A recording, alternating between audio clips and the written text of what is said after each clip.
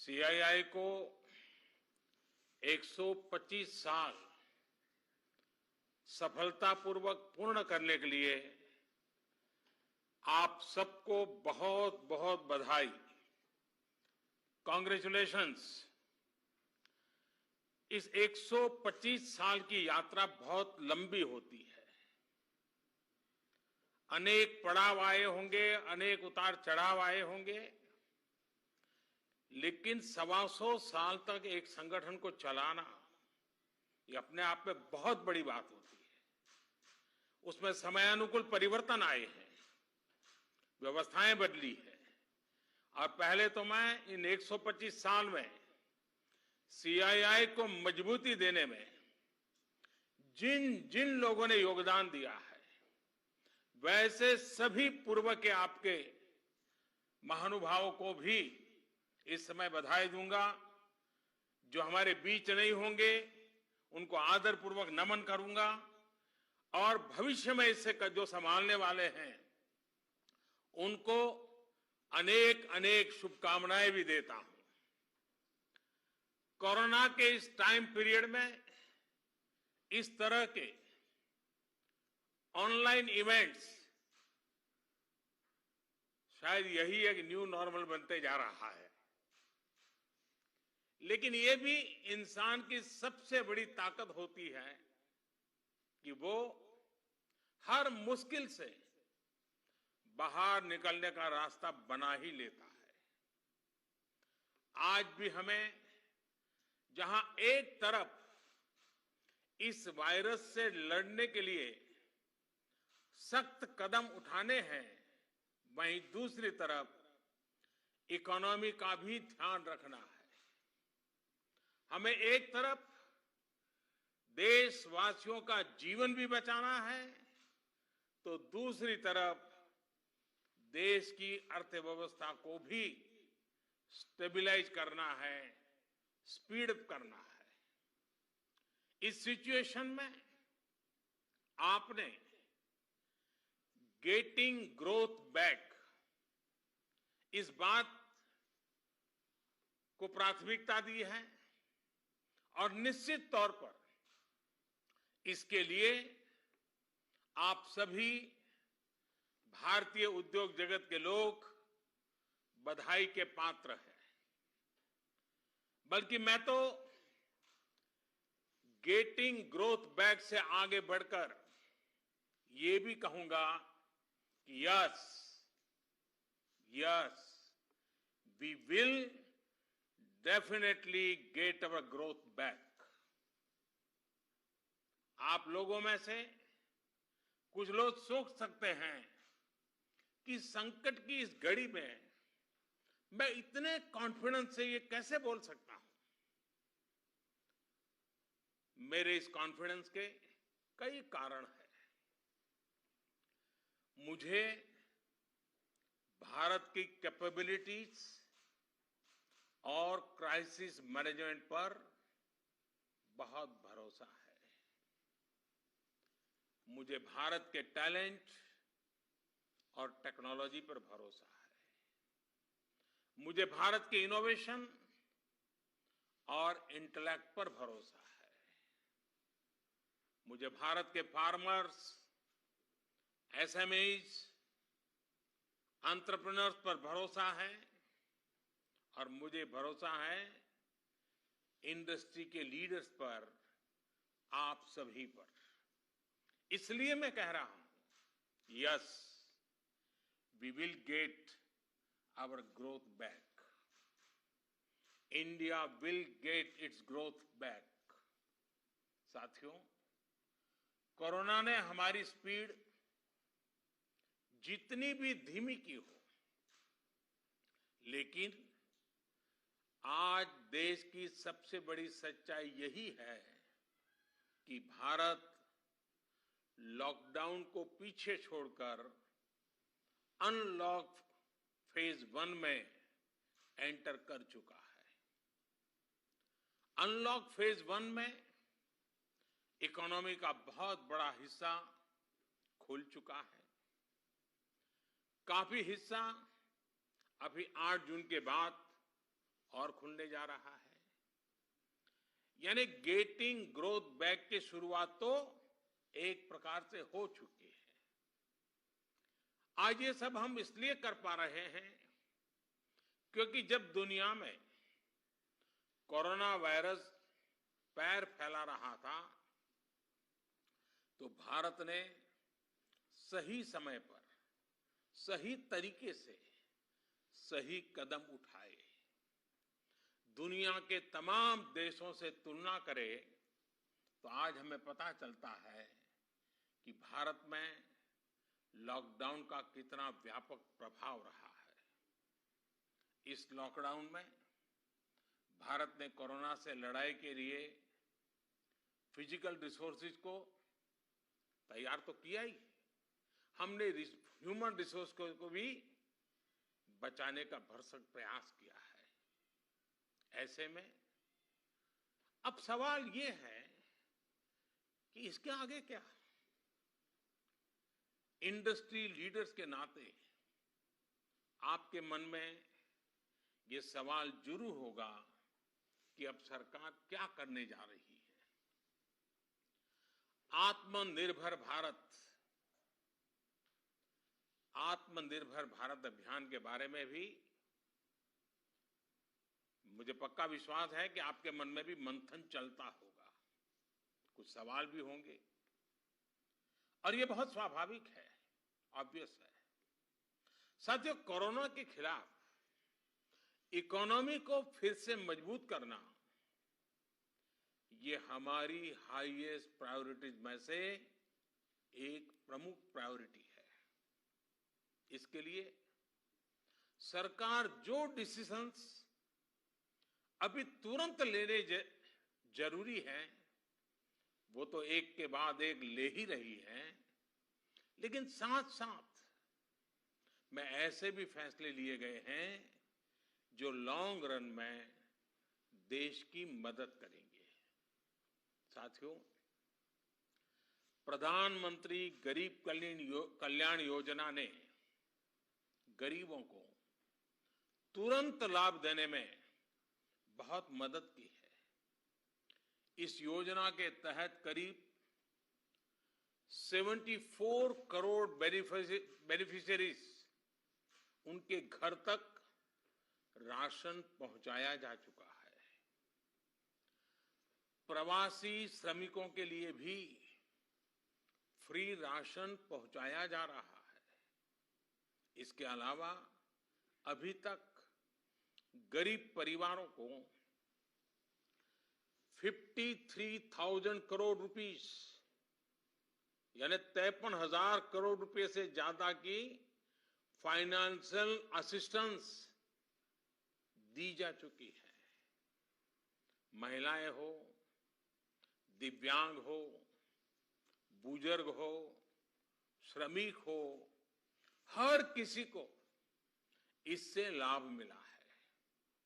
Lockdown के दौरान सरकार ने गरीबों को 8 करोड़ से ज्यादा गैस सिलेंडर उनके घर तक मुफ्त में पहुंचा दिया है। इतना ही नहीं, प्राइवेट सेक्टर्स के करीब 50 लाख एम्प्लॉइज के खाते में 24% ईपीएफ कंट्रीब्यूशन भी सरकार ने किया है। इनके खाते में करीब 800 करोड़ रुपए जमा कराए गए हैं। साथियों, भारत को फिर से तेज विकास के पथ पर लाने के लिए, आत्मनिर्भर भारत बनाने के लिए 5 बातें बहुत आवश्यक है। इंटेंट, इंक्लूजन, इन्वेस्टमेंट, इंफ्रास्ट्रक्चर और इनोवेशन। हाल में जो बोल्ड फैसले लिए गए हैं उसमें भी आपको इन सभी की झलक मिल जाएगी। इन फैसलों के साथ हमने तमाम सेक्टर्स को फ्यूचर रेडी किया है। इसी वजह से आज भारत एक नए ग्रोथ ओरिएंटेड फ्यूचर की दिशा में बड़ी उड़ान के लिए तैयार है।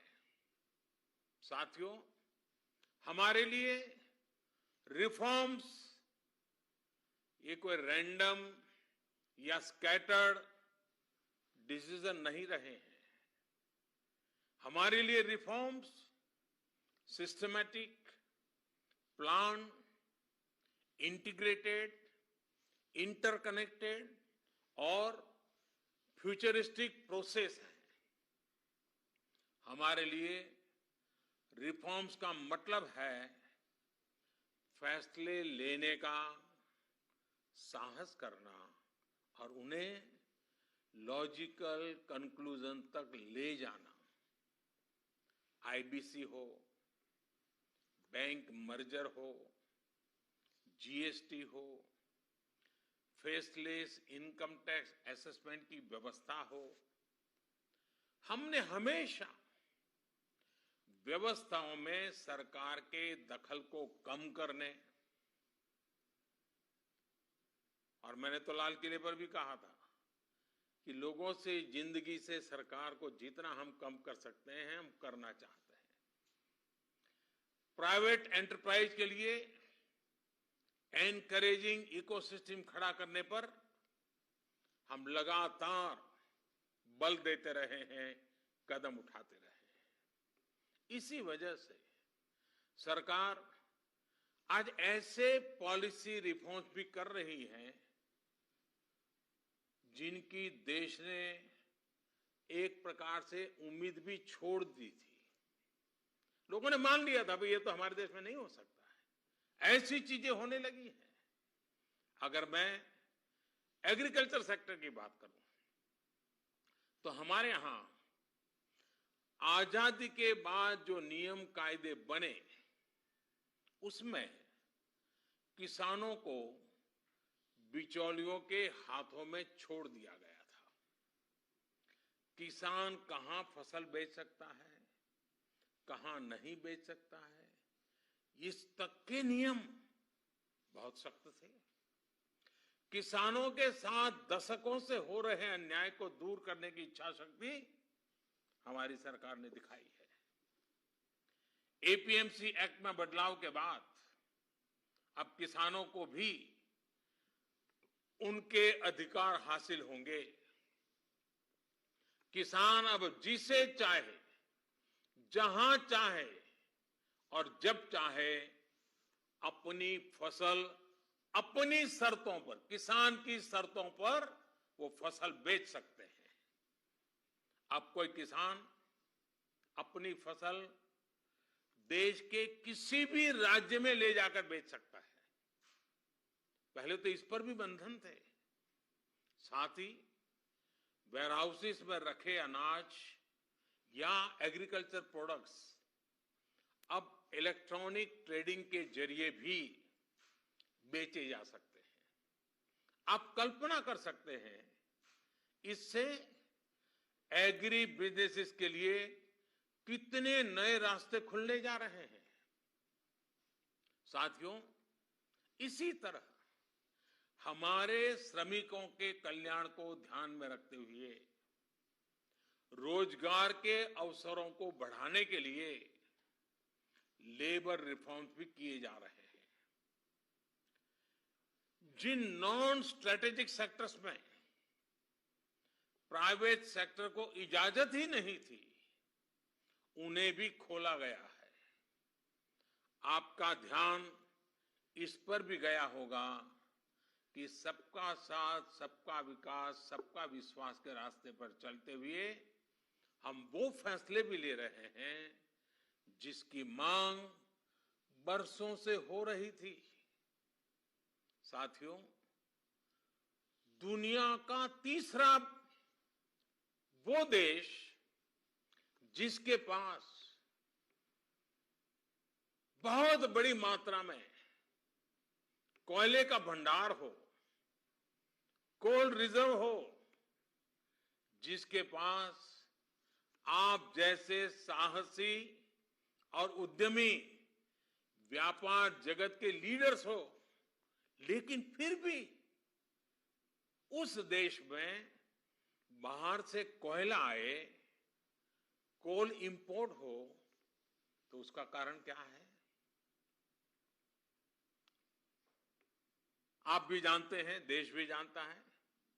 कभी सरकार रुकावट बनी रही, कभी नीतियां रुकावट बनी रही, लेकिन अब कोल सेक्टर को इन बंधनों से मुक्त करने का काम शुरू कर दिया गया है। अब कोल सेक्टर में कॉमर्शियल माइनिंग को परमिट कर दिया गया है। पार्सली एक्सप्लोर्ड ब्लॉक्स को भी अलॉटमेंट करने की परमिशन दी गई है। इसी तरह मिनरल माइनिंग में भी अब कंपनियां एक्सप्लोरेशन के साथ साथ माइनिंग का काम एक साथ कर सकती है। इन फैसलों के कितने दूरगामी परिणाम होने वाले हैं, ये इस सेक्टर से परिचित लोग अच्छी तरह जानते हैं। साथियों, सरकार जिस दिशा में बढ़ रही है, उससे हमारा माइनिंग सेक्टर हो, एनर्जी सेक्टर हो या रिसर्च और टेक्नोलॉजी हो, हर क्षेत्र में इंडस्ट्री को भी अवसर मिलेंगे और यूथ के लिए भी नई अपॉर्चुनिटीज खुलेगी।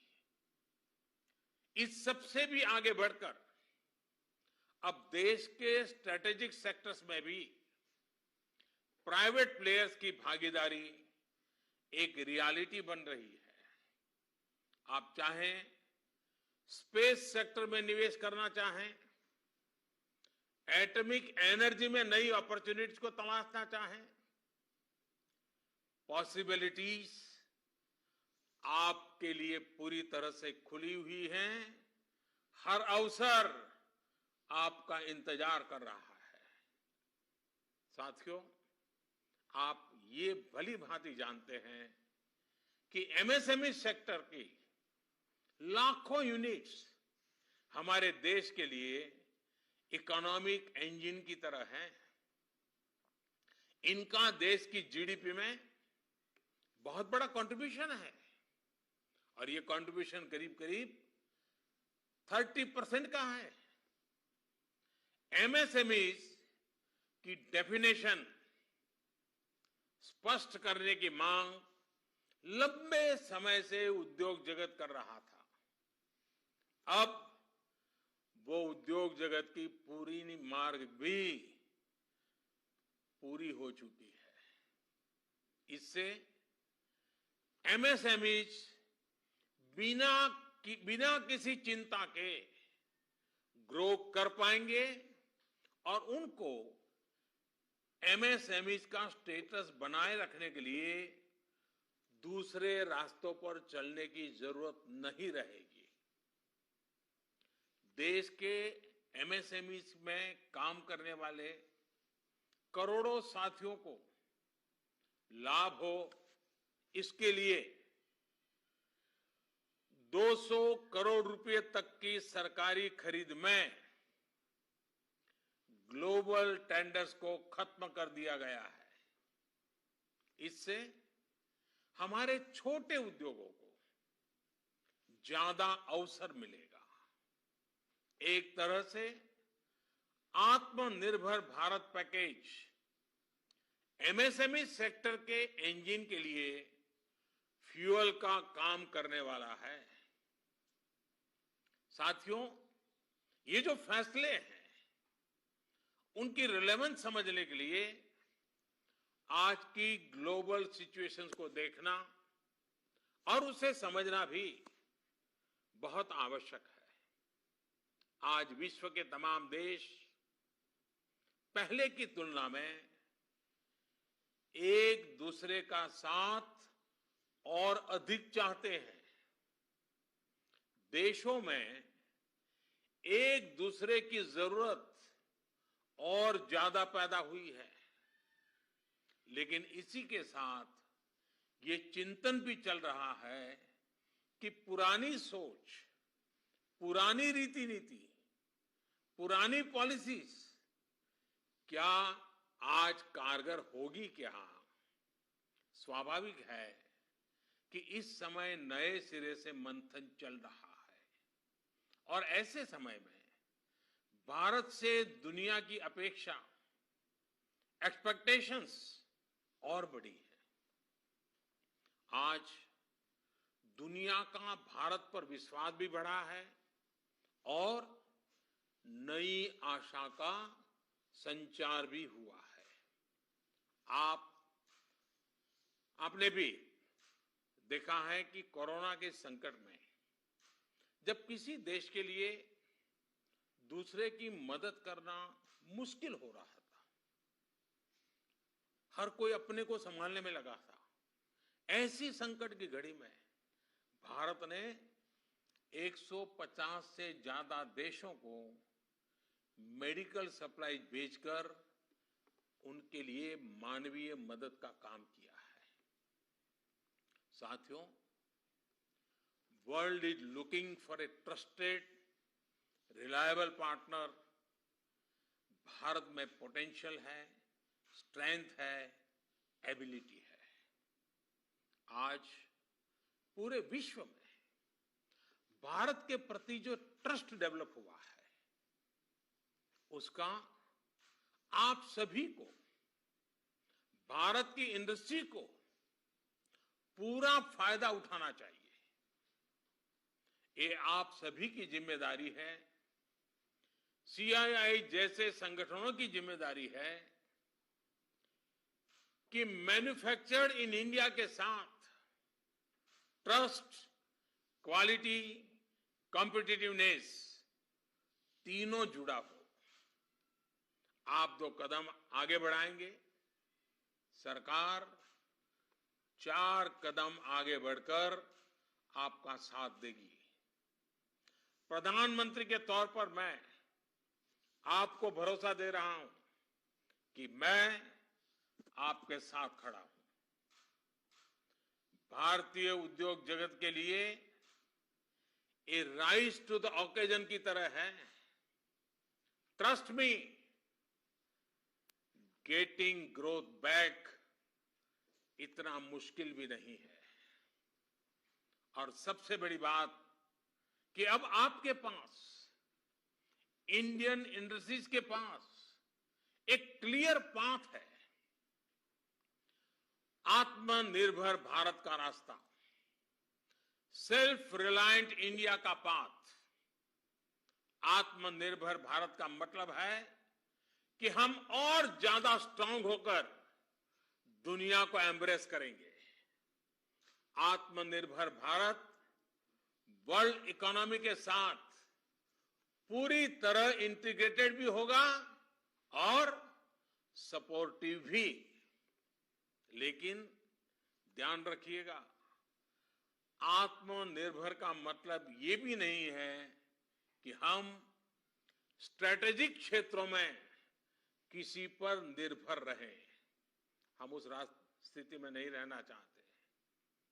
It is about creating strong enterprise in India, enterprises that can become global forces. It is about generating employment. It is about empowering our people to come out and create solutions that can define the future of our country. हमें एक ऐसी robust local supply chain के निर्माण में invest करना है जो global supply chain में भारत की हिस्सेदारी को स्ट्रेंथन करे। इसी अभियान में सीआईआई जैसी दिग्गज संस्था को, मुझे लगता है आपको भी पोस्ट कोरोना नई भूमिका में आगे आना होगा।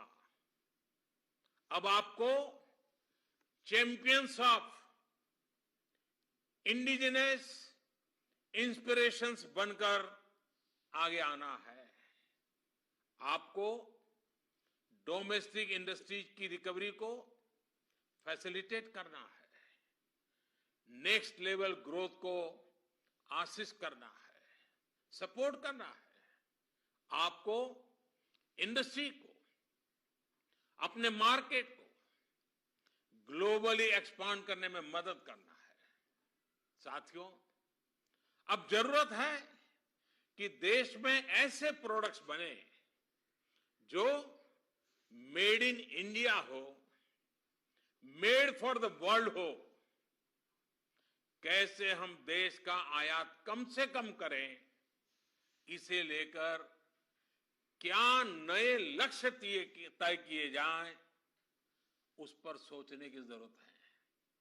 हमें तमाम सेक्टर्स में प्रोडक्टिविटी बढ़ाने के लिए अपने टारगेट तय करने ही होंगे। यही संदेश मैं आज इंडस्ट्री को देना चाहता हूं और देश यही अपेक्षा भी आपसे रखता है। साथियों, देश में मैन्युफैक्चरिंग को, मेक इन इंडिया को रोजगार का बड़ा माध्यम बनाने के लिए आप जैसे तमाम इंडस्ट्री के संगठनों से चर्चा करके ही कई प्रायोरिटी सेक्टर्स की पहचान की गई है।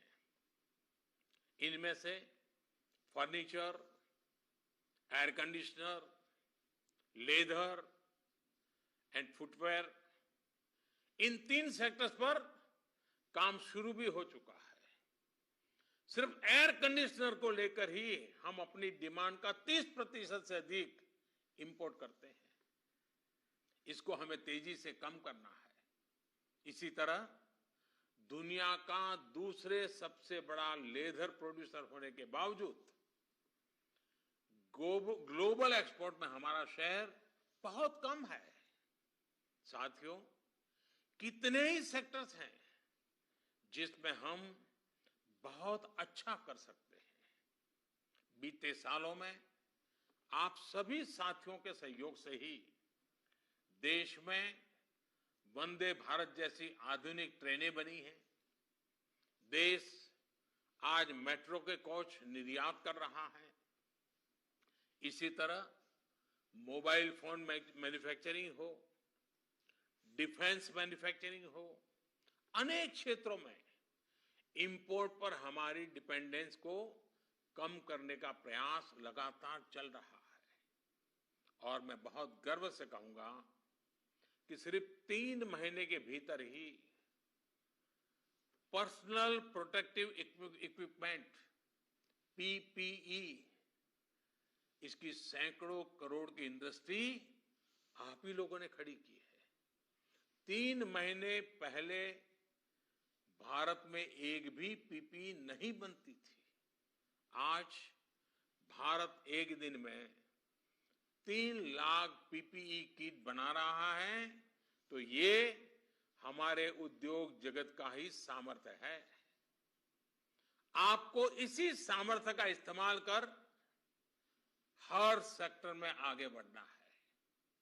मेरा तो सीआईआई के तमाम साथियों से ये भी आग्रह है कि रूरल इकोनॉमी में इन्वेस्टमेंट और किसानों के साथ पार्टनरशिप का रास्ता खुलने का पूरा लाभ आप लोगों ने उठाना चाहिए। अब तो गांव के पास ही लोकल एग्रो प्रोडक्ट्स के क्लस्टर्स के लिए जरूरी इंफ्रास्ट्रक्चर तैयार किया जा रहा है। इसमें सीआईआई के तमाम मेंबर्स के लिए बहुत अपॉर्चुनिटीज है। साथियों, फार्म हो, फिशरीज हो, फूड प्रोसेसिंग हो, फुटवेयर हो, फार्मा हो, अनेक सेक्टर्स में अनगिनत अपॉर्चुनिटीज के गेट आपके लिए खुले हैं। सरकार ने शहरों में प्रवासियों के लिए आवास उपलब्ध कराने के लिए जिस रेंटल स्कीम की घोषणा की है, उसमें भी आप सभी साथियों को मैं सक्रिय भागीदारी के लिए आमंत्रित करता हूं। साथियों, हमारी सरकार प्राइवेट सेक्टर को देश की विकास यात्रा का पार्टनर मानती है आत्मनिर्भर भारत अभियान से जुड़ी आपकी हर आवश्यकता का ध्यान रखने के लिए भारत सरकार प्रतिबद्ध है। आपसे सभी स्टेक होल्डर्स से मैं लगातार संवाद करता हूं और यह सिलसिला आगे भी जारी रहेगा। I request you to come up with a detailed study of every sector, build consensus, develop concept, think big. We will together take up more structural reforms that will change the course of our country. We will together build आत्मनिर्भर भारत। साथियों, आइए देश को आत्मनिर्भर बनाने का संकल्प लें। इस संकल्प को पूरा करने के लिए अपनी पूरी ताकत लगा दें। सरकार आपके साथ खड़ी है। आप देश के लक्ष्यों के साथ खड़े होइए। आप सफल होंगे, हम सफल होंगे तो देश नई ऊंचाई पर पहुंचेगा। आत्मनिर्भर भारत का सपना साकार होगा। एक बार फिर सीआईआई को 125 वर्ष पूरा होने पर मेरी तरफ से बहुत बहुत शुभकामनाएं। बहुत बहुत धन्यवाद।